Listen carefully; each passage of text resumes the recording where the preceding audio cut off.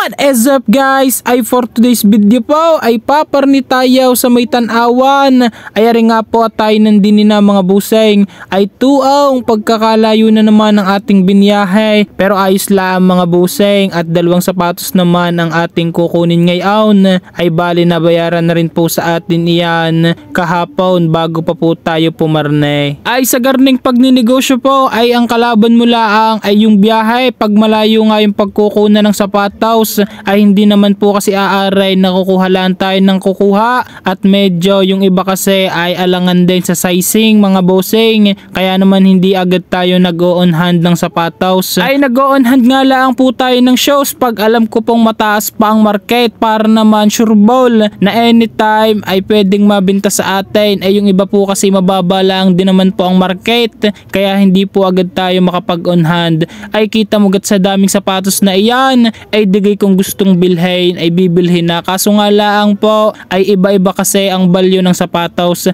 Ay ari nga po yung ating binili din mga bossing. Ari nga po yung A6 Gel Nimbus 24 na mga bossing ay ang nakabili po na rin ay from Cotabato City pa mga bossing at tuong pagkakalayo. Ari nga po pala mga bossing ay size 11. Ay di pagkatapos po niyon ari naman ang ating dinampot aring Mizuno Wave Rider 25 na Neo Lime ang colorway mga bossing ay tuong pagkakalayo naman ng kulay na rin ay agaw atensyon pag ikaw ay na-spike na tapos ikaw ay magpagilong-gilong doon sa cart ay ewan ko nala pag hindi ka pa napansin ay pag garning kulay ay parang yung sa TMDD na sa amin ay pag nailawan naman ay kislapan na. Ay dapat ipapaship na natin aray mga bossing kaso nga laang ay may bumili na ng isa pa nating pair na pinost ay tuong pagkakaganda naman si January ay parang ilang minuto pa lang nung pinost natin ay binakuda na nung ating buyer. Ay ang nabili po sa ating yan mga bossing ay Nike Vaporfly ay tuong pagkakamahal niyan sa Nike Store ay tignan nyo at lagutok na. Ay rin nga po tayo nandini na mga bossing sa JNT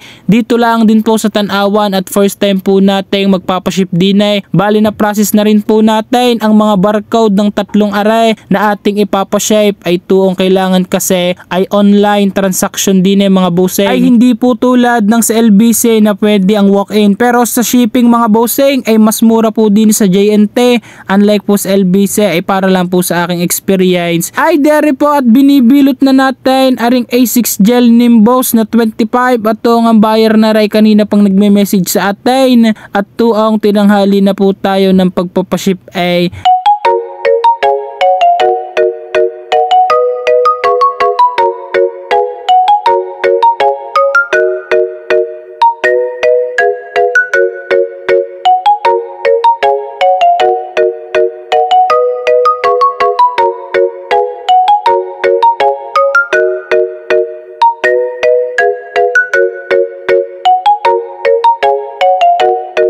ay paano po mga bossing hanggang sa susunod na lang ulit.